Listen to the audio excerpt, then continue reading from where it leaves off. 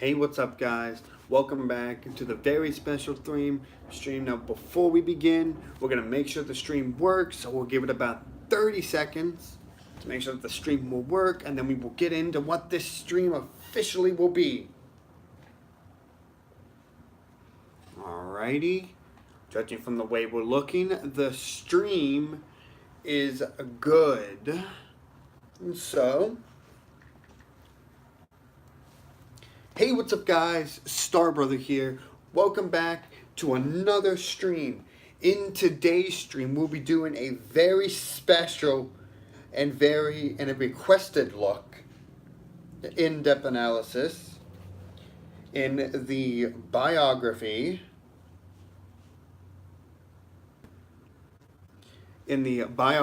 of Grand Admiral Thrawn.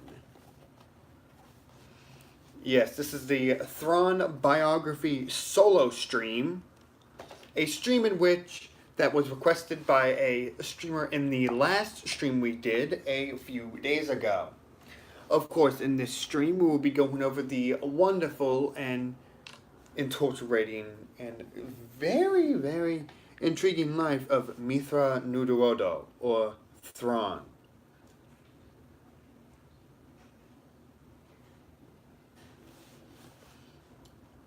First and foremost, we must wait for people to join in. Let's wait for people to join in so that they may watch us do the biography on Mithra Nuduodo.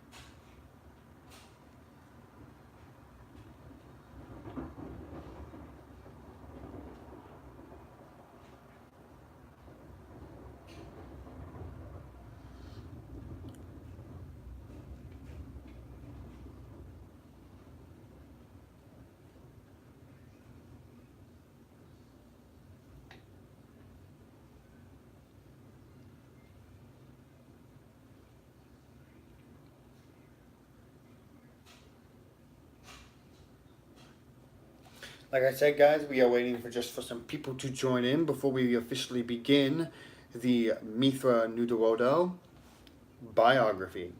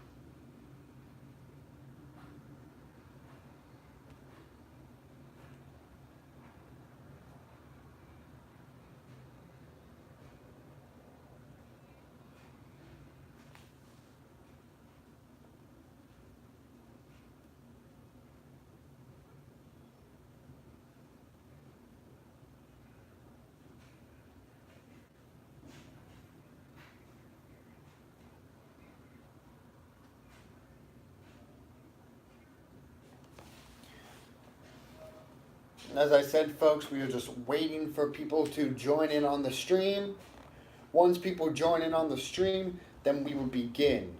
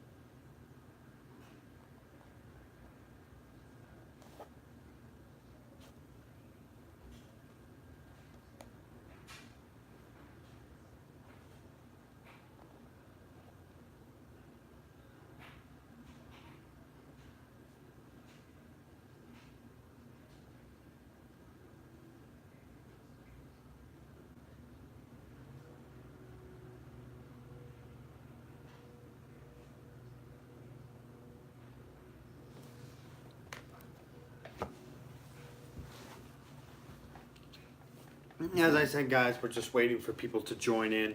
Sorry if this is a bit boring. We are just waiting for people to join in. If you're watching this later on after the stream, then just know that's why there was a couple minutes. There's some minutes of silence.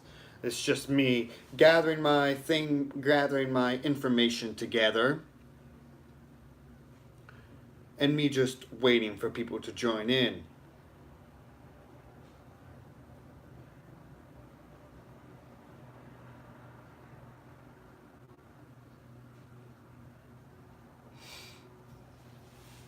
At minute 10, if no one is joined, then for anyone watching later on, we will go ahead and begin the biography of Mithra Nuderodo, or Thrawn. If you would excuse me real quick, I'm going to real quickly grab some water. I will be right back, and we'll see if we have anybody that will join.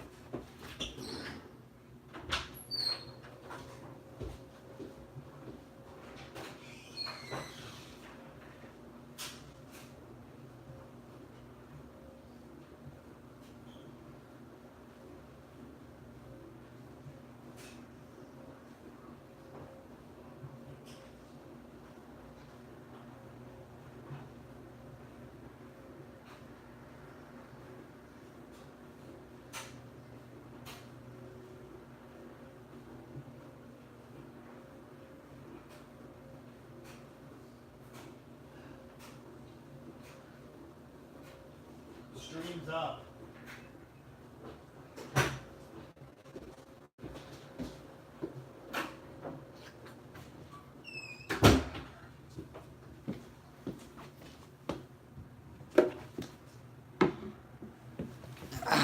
Alrighty, guys, I'm back.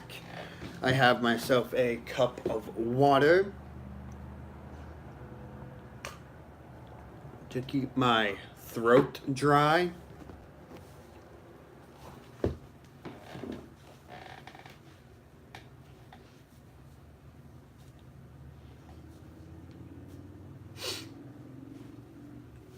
So in about 1 minute, at the minute mark 10, at the 10-minute mark, if we do not have anyone in, we will go ahead and begin the biography, and people can join in as we go. Like I said, because today will be a full canon story, and then in a later stream we will cover the legends.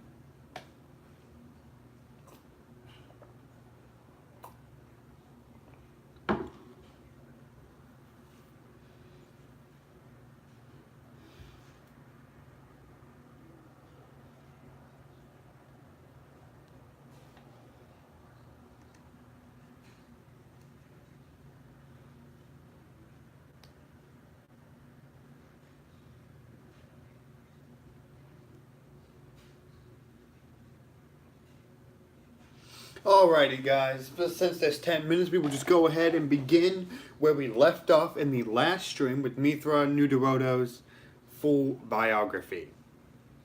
We left off, basically, that he forced his exile onto a planet and met Emperor Palpatine himself, rising through the ranks. Education at the Imperial Academy. Upon arriving at the Royal Imperial Academy, Thrawn and Vanto found their way into the office of Commandant Dienlark. Thrawn was met with hostility in Dienlark's office. Dienlark openly, hello to the first person joining the stream. Make sure you drop something down in the chat below so we know who you are, so I can give you a shout out. Basically, this is just a biography of Mithra Nuderodo, or Thrawn.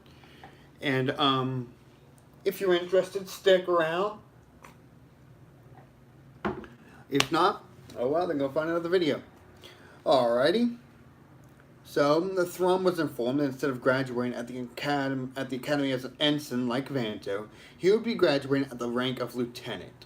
Thrawn was given his lieutenant rank insignia plaque, Dienlog secretly hoping that it would make Thrawn a target of bullying. On the way out of the office, Vanto informed Thrawn of Dienlog's intent, and Thrawn took the opportunity to learn more about the social hierarchy within the Academy. Ultimately, Thrawn decided not to wear the rank plaque until it proved convenient to him masquerading as a normal cadet. From the start of their term at the Royal Imperial, Thrawn and Vanto were plagued by incidents of bullying and harassment. Thrawn refused to give a response, however, and hypothesized that the lack of response would broaden the bullies to cross the line and commit a punishable act of bullying. Thrawn's hypothesis proved once true 1 month into the 3-month term when cadets Sing Up and Rusk Tuva invited him and Thrawn to play a card games called Highland Challenge in the Malaturi Lab. Thrawn was aware that the offer was a trap intended to get the Chiss and Vanto gambling for credits in the lab they were not authorized to be in, and chose to accept the offer anyways. Vanto protested Thrawn's decision, but Thrawn felt confident that he could twist the trap in his favor. Arriving at the lab at the appointed time, Thrawn and Ellie were quickly turned down offers to play for credits. Trevi was upset with their decision, but decided not to push the matter.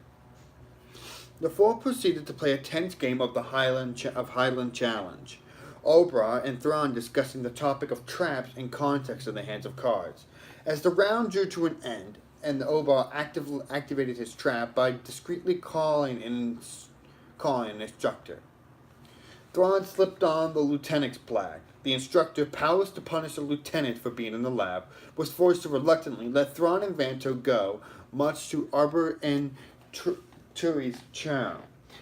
Confident that he had dismantled the trap and embarrassed the two cadets enough, Thrawn set down his hand of cards and declared the game was now over. Thrawn and Vanto walked back to their barracks. Vanto expressing his admiration for Thrawn and how he managed to subvert the trap with a pressing time.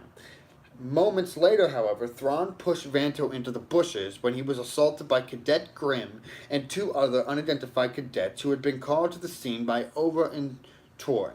Thrawn fought the assailants. Hello to the newcomer. Make sure you drop something down in the chat. And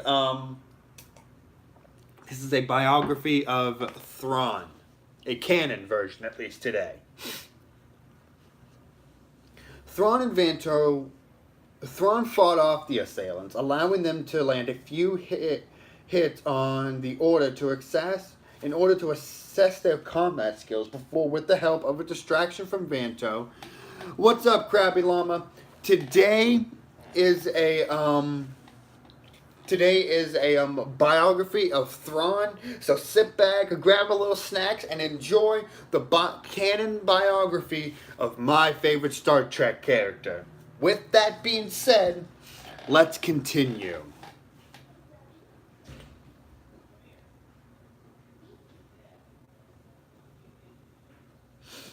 After the assailants fled the scene, Thrawn and Vanto returned to Dean Locke's office to report the incident. Thrawn deducted that the attack had been masterminded by Obra and Tur and informed Dean Locke that the assailants were likely friends of the 2 cadets. When Dean Locke protested that it would be impossible to punish the guilty cadets due to their influential parents, Thrawn suggested that they rather than being punished, Grimm and the assailants should be transferred to Sky Strike Academy for fighter pilot training. He explained that during the flight, he observed that all 3 had a tremendous ability, adequate as fighter pilots.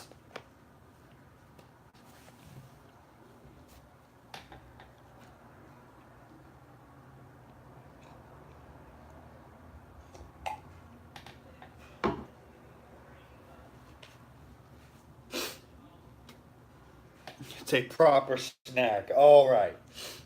When you grab your snacks, cuddle up in a blanket, and get ready for this biography. Now, this biography will be long because Thrawn Nuderodo, or Thrawn, tell me Chiss or regular name, if you want me to call him either one. because Thrawn has two names: his original name, Mithron Nudorodo, or his imperial name, Thrawn.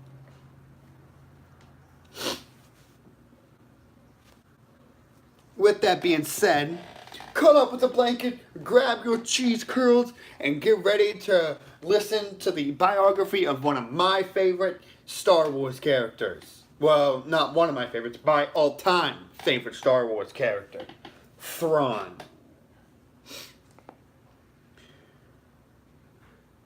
Thrawn argued the punishment would be paranoia. Grimm and the assailants would live in fear that they would one day be punished for Obar and Torres, and would be frightened by the fact that their friends had disappeared so suddenly. Dean Lark agreed to carry out Thrawn's suggestion, and the matter was closed. 2 standard months later, Thrawn graduated the Imperial Academy as a lieutenant. On the day of his graduation, Thrawn retrieved a second-rank insignia plaque. Dean Lark, having forgotten that Thrawn gave the plaque on the day he arrived at school, Thrawn held onto his spare plaque for later use if he ever needed it. Excuse me, my apologies.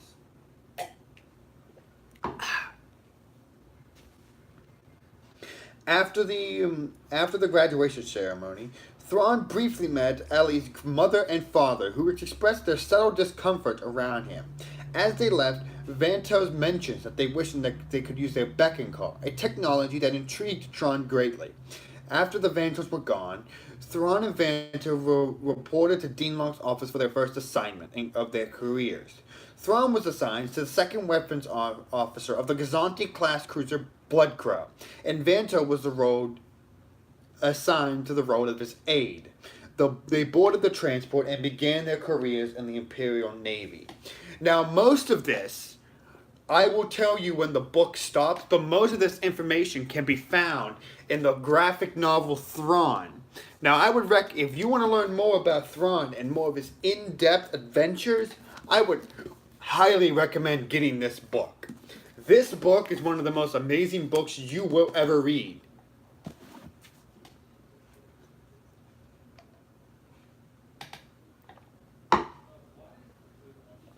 So, with that being said, let us begin what would be called Chapter 5, basically. Service aboard the Bloodcrow. For the first 18 months of his service on the Bloodcrow, Thrawn served under Captain Rick Valigo. I think there's some audiobooks. If you look it up, you can go look it up on audiobooks. So, Audible, maybe like audiobooks are some really good places to go find the book. But the Thrawn novel only goes up to a certain part in Thrawn's life. Today we'll be giving you a brief synopsis of his whole life. So, like I said, sit back, cuddle up with your cheese curls or popcorn or whatever you have, grab a blanket, get a couple friends, and sit back and enjoy. For the first 18 months of his service aboard the Bloodcrow, Thrawn served under Captain Rick Valigo, hunting smugglers, aiding distressed vessels, and diffusing political situation in the mild and to the mid and outer rims. Thrawn enjoyed his service under Valigo, facing little to no discrimination and enjoying the quick promotion to first weapons officer. Additionally, Valigo granted Thrawn the use of the Bloodcrow's previously unused No. 2 storage bay in storage of the collection of Clone Wars-era technology that Thrawn was amassing. Thrawn was using the technologies by means to study the era and war. By the end of the 18 months, Thrawn had collected 2 Dunium-shelled Mark I buzz droids, a droideca. Yes, Krabby Llama. I heard, Krabby Llama, that you are writing a book. Confirm that in the chat, but I heard from a little birdie told me that you are writing a book. Half of a snap and most of a hyperdrive ring. That was not to last, however. as Valigo was replaced by and suddenly, without explanation, by Captain Flitter Rossi. Thrawn found himself at odds with Rossi, no longer as she set foot along the Broodcrow, discovering Thrawn's shenanigans of Clone Wars technology while serving the ship with First Officer Lieutenant Nails Dylard. Rossi dismissed the meeting between the three of them in the storage by Rossi.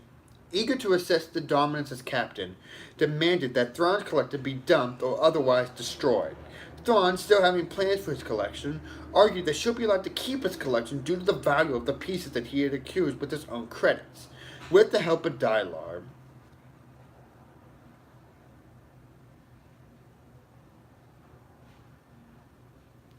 sorry, my nose is acting up. I would love to have I would love to purchase a copy of your book once they come available.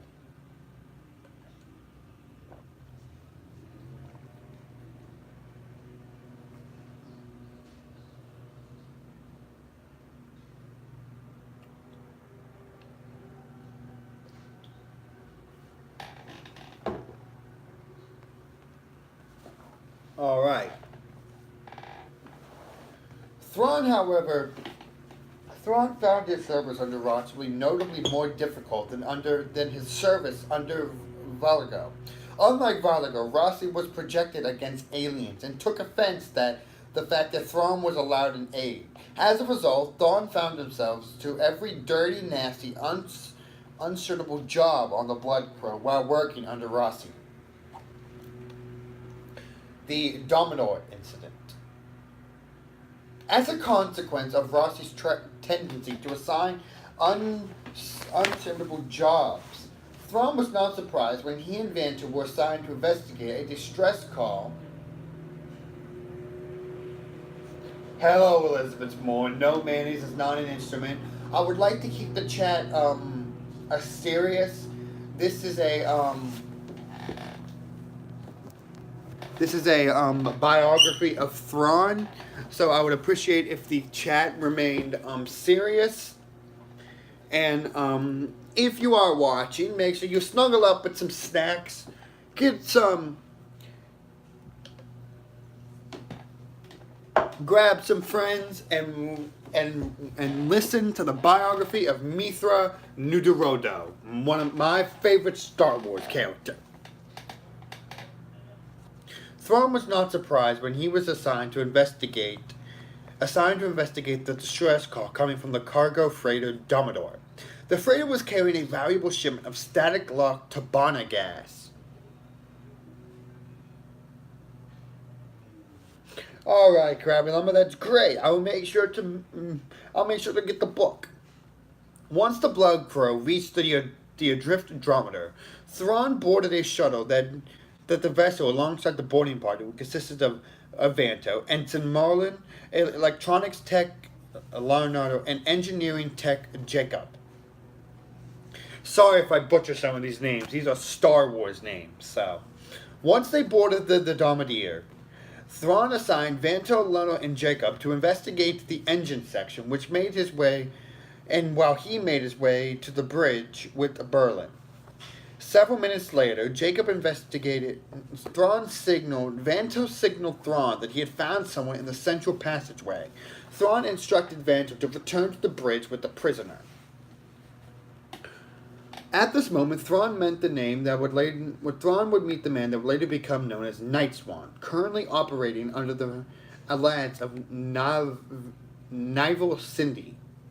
Thrawn asked Night Swan why he threatened Vanto, Leonardo, and Jacob, to which he replied that he was mistaking them for pirates. He explained to Thrawn that the Domineer had been attacked by pirates and hoped to make up for some of the Tabana gas. They had taken the crew of the freighter hostage while they returned to their base, thinking a silencer to help restrain the Domineer's hyperdrive. Assessing the situation, Thrawn commanded Vanto to contact Rossi and request a full operational team to either restart the hyperdrive or transport the Tabana cartridge containers to the Blood Crow. Vanto protested that Rossi wouldn't like Thrawn's request, but Thrawn did not change his mind. Once Vanto had relayed the message, Thrawn began to do a thorough examination of the ship. As Vanto predicted, Thrawn was not granted his requested full operational team by Rossi. Instead, Thrawn was granted the supplies he needed to end up to 3 crew members aside from Vanto and himself. Additionally, they would later deal with the Dominator situation on their own, as the Blood Crow had been called to Muddock to deal with a Mothan boss attack on a Hollow settlement. Thrawn was fine with this arrangement, remaining on the Dominator with Venton, Berlin, Lermo, Jacob as the Blood Crew voyaged to Molotok. On the Dominator's bridge, Thrawn oversaw Berlin and Lermo's attempts to find an authorized backdoor code that would get the ship up and running again. As they worked, Thrawn moved with Vanto and Nightswan to the cargo bay. There, Thrawn unpacked one of the crates of supplies for the Blood Crow, revealing 2 of his Mark I buzz droids. Taking the buzz droid to where the turbine canisters static lock to the hull, Thrawn explained his plan to free the turbine. The static lock shield and the containers were not only from the cargo bay side. Thrawn intended to use the buzz droids to cut through the hull and free the turbine canisters. Thrawn was impressed with the plan and that shocked that he hadn't come up with his knights himself, that the people didn't use it more often.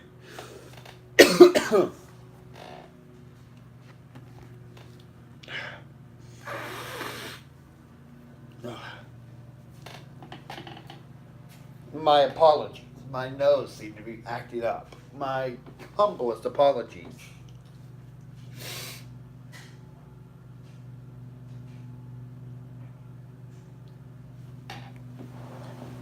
When he turned around to face Nightswan, however, Thrawn found himself staring at the barrel of Nightwing's second blaster.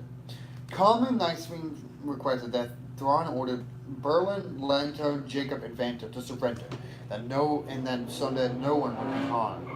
Before Thrawn could get the order, however, he found himself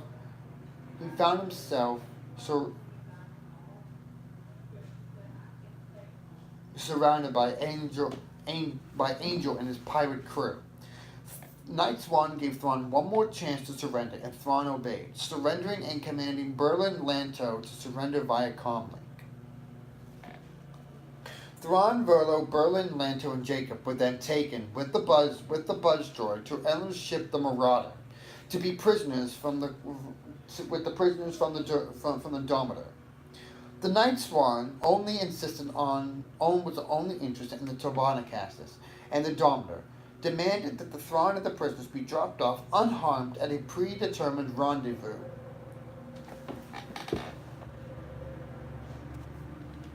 Thank you, Crowdy Llama. It's hard. It's really been hurting it's almost like it's going numb.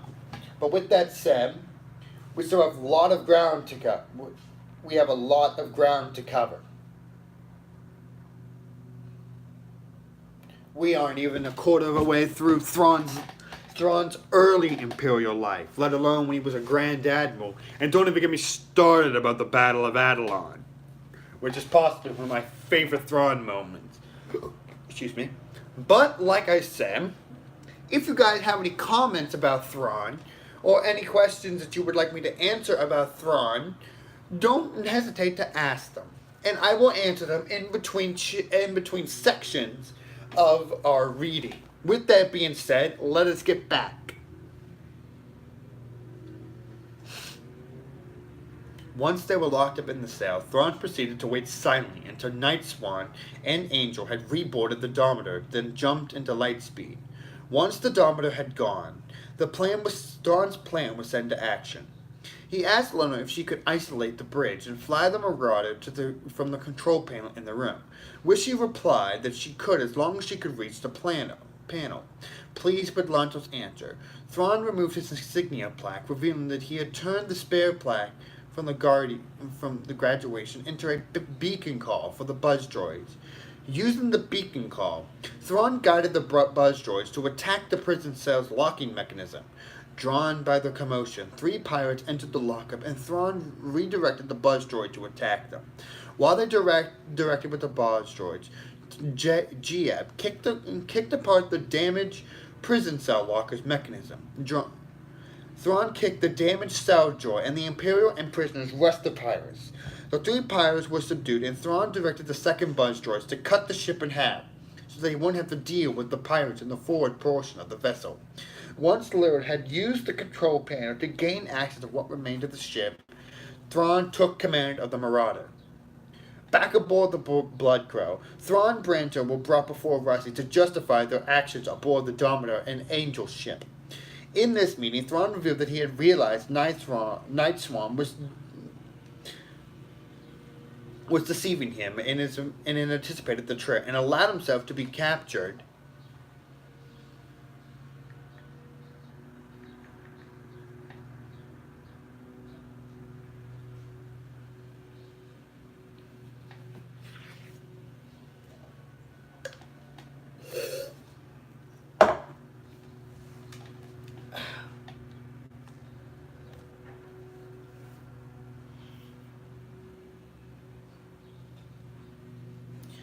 Thrawn was baffled by Rossi's assignment, believing that his decision to save the crew and capture some pirates was the correct one. Rossi, however, stuck in her original statement, believing that the value of the Tabana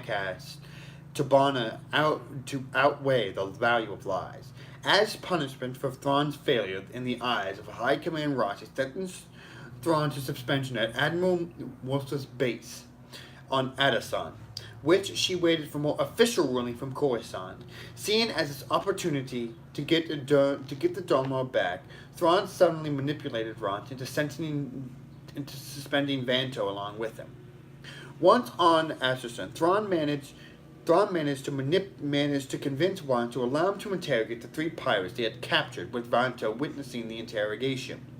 Correctly deducing that the pirates, who called themselves Collis, remained remnants of the crew of Queen Cruna.